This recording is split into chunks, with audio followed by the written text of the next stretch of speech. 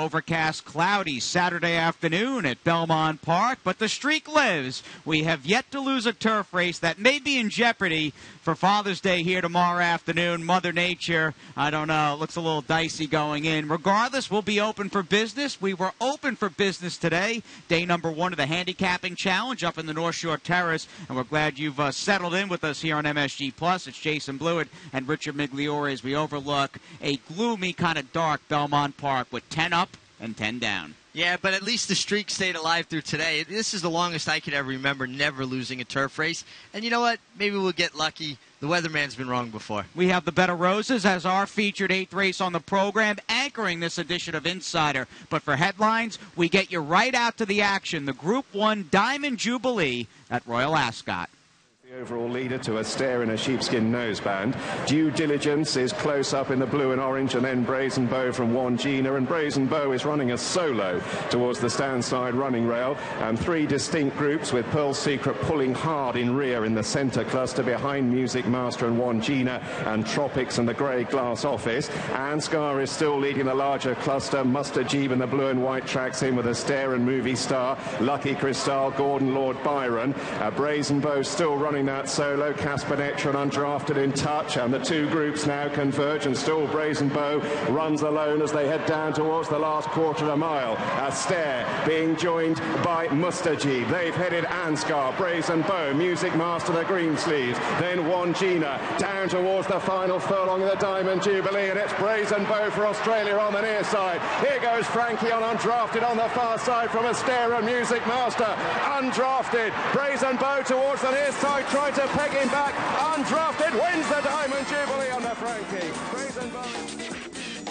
I believe that was Simon Holt with the call, and it was Undrafted, the American, a Group 1 victory for Wesley Ward, who continues to transcend all sorts of boundaries and expectations and goals over in the UK. Just what a fantastic feat by Wesley Ward. I believe that was his 6th Royal Ascot victory, his first Grade 1, a tremendous effort. Frankie Dettori, contributing a brilliant ride. And how about Wes Welker? He was handing out $100 bills at the Derby after he won there. You think he was doing that in the saddle enclosure at Royal Ascot? He tweeted after the race he didn't go, and he said, I can't believe I didn't make the trip over. That being said, he was thrilled. Undrafted, sure, ran so well, and Frankie Dettori unleashed him at the right moment. And just what an achievement for Wesley Ward, who I had noticed in someone on Twitter the other day, Gay Waterhouse, I think, writes a column for the Thoroughbred Daily News. Yes. I don't know if it's the International Thoroughbred Daily News, but her column from a few days ago was basically all about Wesley Ward and the attention to detail,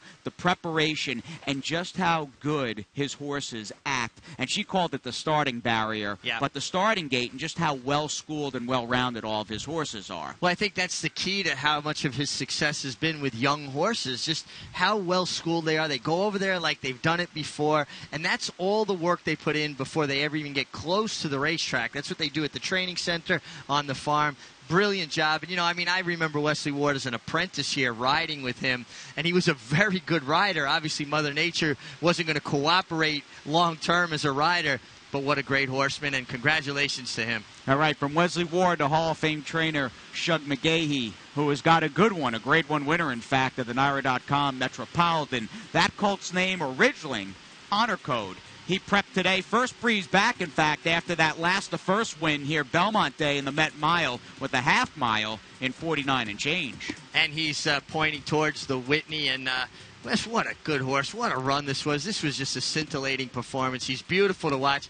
He's got that. We talk about sires stamping their foals, and the successful sires like AP Indy, they have that distinctive stride. We're seeing it now with the Uncle Mo's, that distinctive Uncle Mo way of going. Well, AP Indy, all the best AP Indies look like him running. And interestingly enough, AP Indy was Originally. Honor Code is Originally. Oh, that is. I didn't know AP Indy was Originally. And Shug McGahee, it's been a while since he won the prestigious Whitney Invitational. His last win with the mighty and great one-of-a-kind Easy Goer in 1989. He had back-to-back Whitney wins with Personal Ensign in 88, Easy Goer in 89, and that's been the last Shug win in the Whitney. Might Honor Code stretch out and go 2 turns. And the Whitney, Mig, even though we're still, more than a month, way more than a month out from the $1.25 million race at Saratoga, it seems to be that will be the major sort of stomping ground in early August for some of the best in the handicap division, including Liam's Map, who it sounds like you caught up with Todd Pletcher, and Todd said the horse came out of his win here yesterday in good shape. Yeah, speaking with Todd this afternoon, he said he came out of the race great. He almost like he didn't run. He won pretty easy.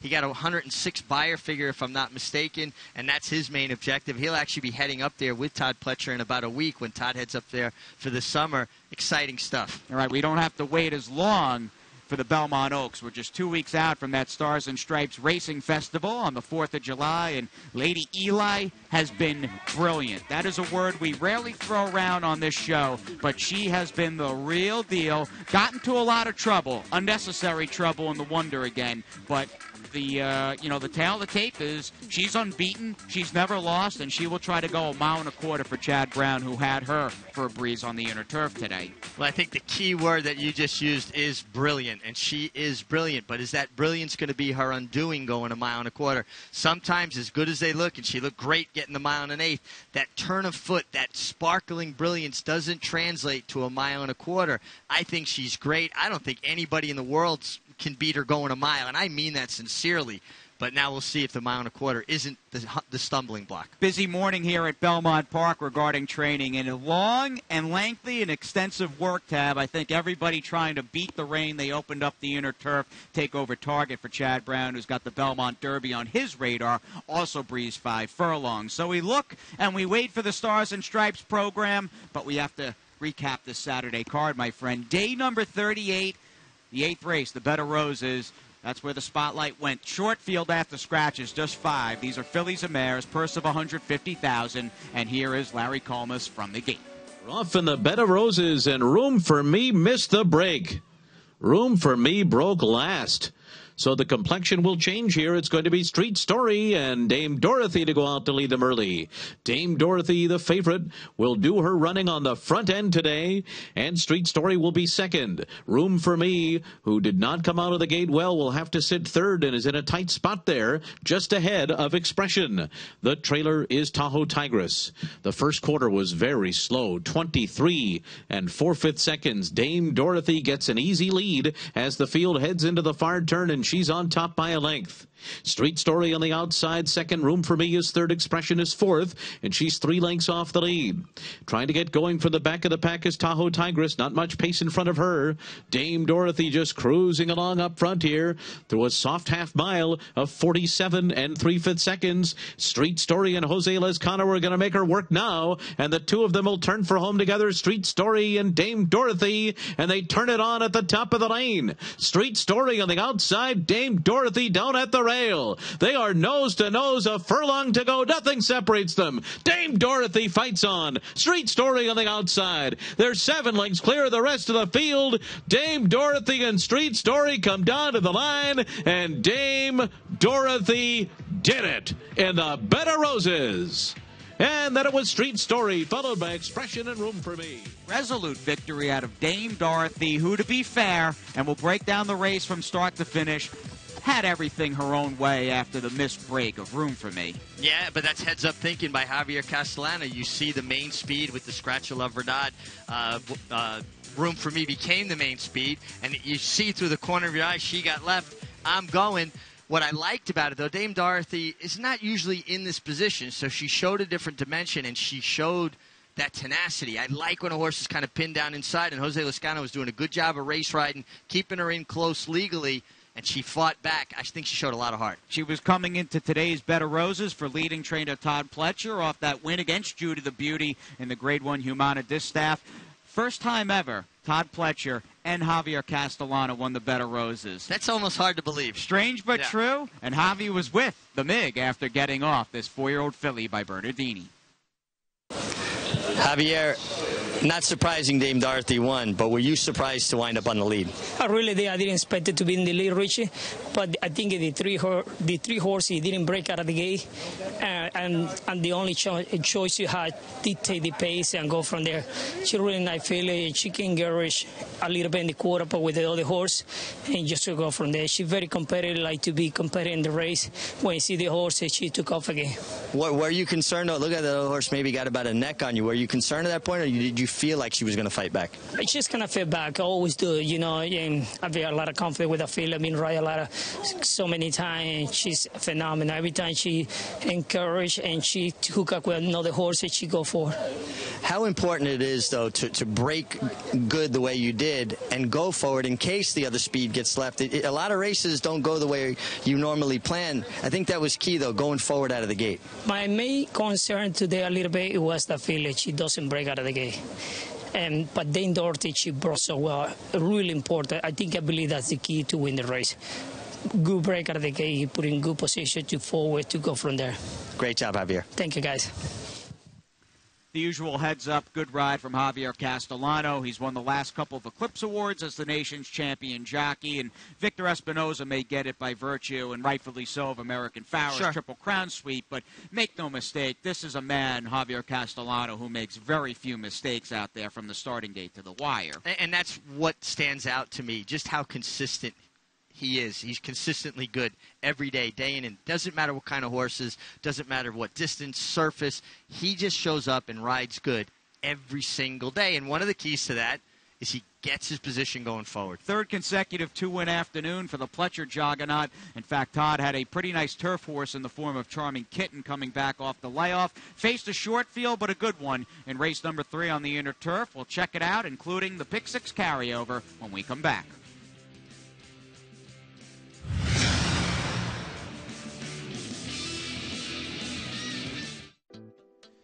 It is a family game, isn't it here, Mig? Thoroughbred racing. You called it perfectly last night.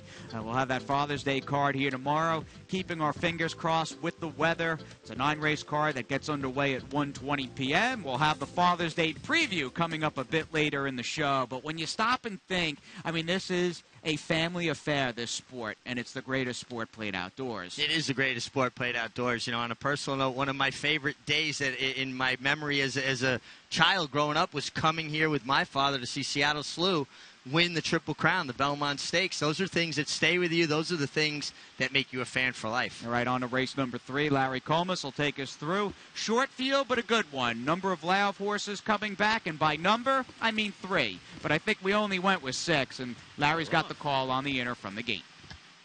Storming Inti had the best beginning and goes out to the early lead. Storming Inti right to the front. Then it's Unbridled Command and Charming Kitten. And on the far outside, there goes Unbridled Ocean. They're followed by Under Control. And Al Khali settles at the back of the field, 8 lengths off of front-running Storming Inti and Rajiv Mirage, who will head them on to the backstretch in front by a length and 3/4. Unbridled Command is second. Charming Kitten is third on the outside, only 2.5 lengths off the lead after 25 and 3 opening quarter mile. Then it's Unbridled Ocean in fourth, 6 lengths from the pace right now. 2 lengths clear of Under Control, and Al Khali is 11 lengths off the lead of Storming Inti, who continues to lead it by 2.5 lengths up the backstretch. Unbridled Command is second. Charming Kitten is third, and 4 lengths off the lead. Then Unbridled Ocean. Under Control on the inside. And Al Khali, the half was in 49 and 1. And now they move into the far turn. Storming Inti continues to lead Unbridled Command by a length. Charming Kitten's got 3 lengths to make up and has now come under a ride. Then on the inside, it's Under Control. Unbridled Ocean and Al Khali still at the back of the field around the far turn. It is still Storming Inti, who's gone 3/4 in 1:12 and 4 and comes to the top of the stretch with the lead. Storming Inti by 2. Unbridled Command. Charming Kitten to the outside. Down toward the inside comes Under Control. And here comes Unbridled Ocean on the far outside. They're into the final 16th. Charming Kitten is taking the lead. Charming Kitten in front. Outside Unbridled Ocean. On the rail, it's Under Control. It's Charming Kitten who comes back a winner. It was Under Control second, and then came Unbridled. And no rig rust off the layoff for Charming Kitten. His first start since the UN last 4th of July weekend. Came back to the leading trainer. It was the first of 2 wins for Todd Pletcher. And how about the ride from Hall of Famer Johnny V, who stayed busy on this Son of Kitten's Joy from the gate all the way to the finish line. Great job by Todd Pletcher to have him ready, but great ride by Johnny Velasquez. You're on a horse that you know has stamina. He's one going 2 miles. He's more suited to longer distances. He's a bit one pace. Johnny rode him almost every step of the way to keep him in the race because he knew he couldn't out quicken them, but he can outstay them. And to be fit enough to do that says a lot about Johnny. But let's throw into the fact that he rode at Royal Ascot yesterday, flew back from England, and contributed this kind of ride. My hat's off. That was a great ride from Johnny. We'll see Johnny a bit later in the show. In fact, in a tight finish in race number 10. For my money, still no stronger finisher in the game than Johnny V. And he looks so good off the quarter pole. Race number 5, Larry Comas. This will be the opening leg of the carryover pick 6. We'll see what shook out. More turf here on Belmont Insider. Well, Weekend Express out of the gate with some early speed, too. And on the far outside, it's Gallery. Enjoy the Show is out running in 4th right behind them. And settling in behind that group is Syntax in 5th. Then the favorite All I Care About, who's 7 lengths off the lead early, clear of Animal Cracker and Ready Strike. They're on to the backstretch, and Weekend Express leads them.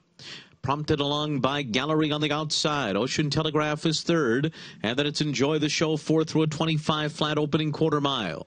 It's now 4 lengths more back to Syntax and the favorite All I Care About, who are side by side, 7 lengths off the lead.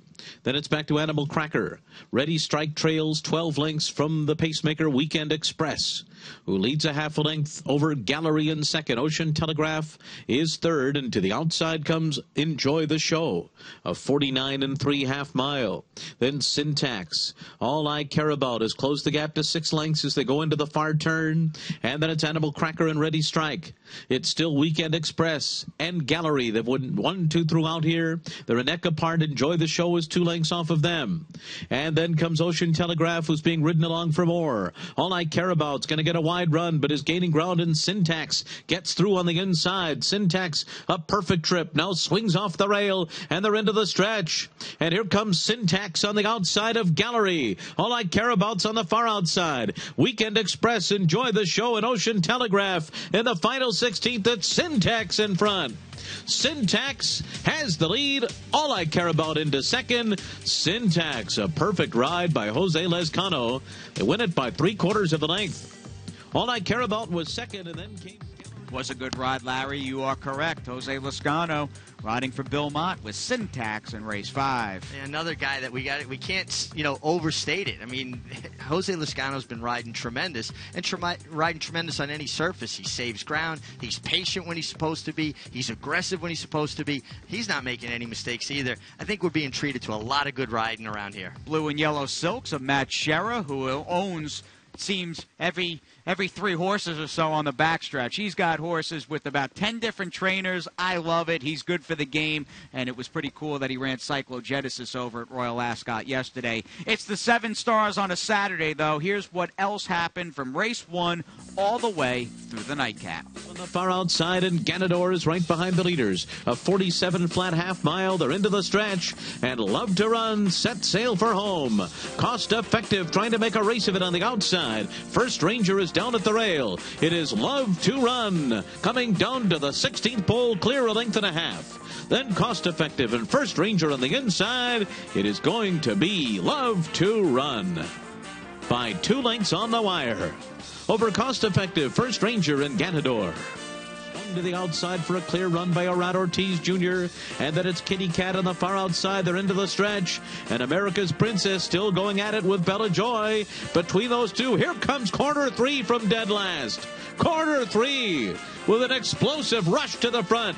And Style Drift has moved up into 2nd and is trying to close the gap late. Corner 3, Style Drift. These two sprint down to the line. Corner 3 won it. Style Drift beaten a half a length in the end. Inside is 3rd. A wide run there for 10-20, who's trying to mount a charge from dead last, and they're into the stretch.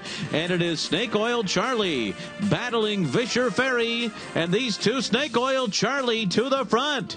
And he's 52-1. Snake Oil Charlie, Visher Ferry, Mind Magic on the inside, but it's going to be Snake Oil Charlie to blow up the tote board. Mind Magic was 3/4 in 1, 13-4, and Williams Lucky Gray turns for home in front. Forever for Always is alongside with 1 furlong to go. Then it's La Inesperada. To the outside comes Jadam, and More Than a Warning is up to 5th as they come to the final 16th. It is Williams Lucky Gray, Forever for Always. Forever for Always has got the lead close to home. Forever for Always On top at the wire to Williams Lucky Gray. More Than a Warning was third at the top of the stretch. And it's Hunts Road turning for home in front. A 46 4/2 mile. Hunts Road to the 8th pole. Il Vagabundo. On the outside, these two now. Il Vagabundo, Hunts Road. Right behind them, Tis Time to Shine is third on the inside. And then comes Grand the Man dropping back and forth. It is Hunts Road and Il Vagabundo. Il Vagabundo, Hunts Road. Il Vagabundo beat Hunts Road by a head on the wire with a 5-length lead. Then Apache Warrior. Thank You on the inside, and on the outside it's GR's Giant. A furlong to go. Dusk to Dawn. GR's Giant's coming. Dusk to Dawn by 2.5. GR's Giant still coming. Dusk to Dawn. GR's Giant. GR's Giant's got it and pulls away in the end. Dusk to Dawn was second. Apache Warrior third. Aussie Prayer is second. To the outside, Pink Floyd Live is trying to come on. And in the center of the course, it's Jamal Ari. Into the final furlong, Christus Persona, Pink Floyd Live. Aussie Prayer between those two. Jamal Ari on the outside. And also gaining ground late as they're coming down to the line. And it's going to be a flying finish here. And it's going to be very close on the wire. It is a photo finish with Cedar. Take a look with Cappy and $96,000. Speaking of two, double carryover into Father's Day. And we've got to take, Mig, another look at the nightcap today. What a finish down to the wire. The whole field, it seemed, was separated by about a length. A tremendous finish. It looked at one point, the 11 Aussie Prayer is going to hold off the 12 Pink Floyd Live. And then here comes the first-time starter from out of the clouds under a well-timed ride by Luis Saez. CD Cat, am I saying that properly? I think it's C the Cat. C the Cat. Well, they didn't see the cat until the shadow of the wire. And Luis Saez, we pointed it out last night, has been riding tremendous on the turf. Delivers another flawless ride. And you saw that photo there with Joe Sharp sending out the winner, 4-year-old first-time starter by the Wildcat. Another day down, another edition of the rider standings. Fernando Hara, Mig, on a 10-race Saturday, the only jock to win more than one. He took down two today. Yeah, lit up the board, too, riding horses that didn't look like they had much chance, but he made the most out of those opportunities, so congratulations to him.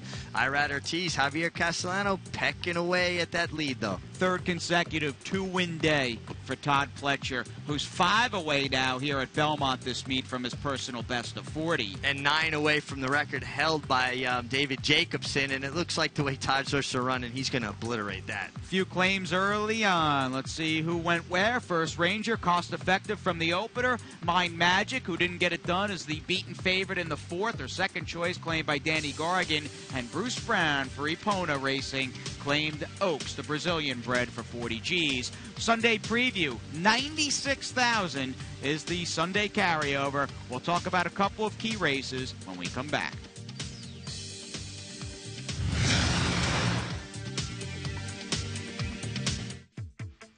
July 4th, just 2 weeks out. The official start of summer at Belmont Park, as we have a day chock full of major graded stakes. The Belmont Derby, the Belmont Oaks with Lady Eli, the Belmont Sprint Championship, and of course the Suburban, in which Coach Inge and Tonalist will knock heads. And I wonder, Mig, you take a look at that race with Wicked Strong, who also worked this morning on the training track. Yeah, it would seem like that's a race that Jimmy would be pointing for. That's a race that he holds in high regard, and you would have to think it would fit Wicked Strong perfectly. Let's move on to race number 3 here tomorrow. A couple of stallion stakes highlight the Sunday action in addition to that big pick 6 carryover. Not much solid, consistent turf form with the boy race, the male race in race number 3. Possessed, though, I think from a talent level, quite simply, is the best runner in the field. He's the best runner if that translates to turf racing, but there is a possibility we won't be on the turf, so we'll see. I think he would be helped mightily if it was on a turf, just to eliminate that unknown. Oh, he'll be a monster favorite if this race is moved to the main.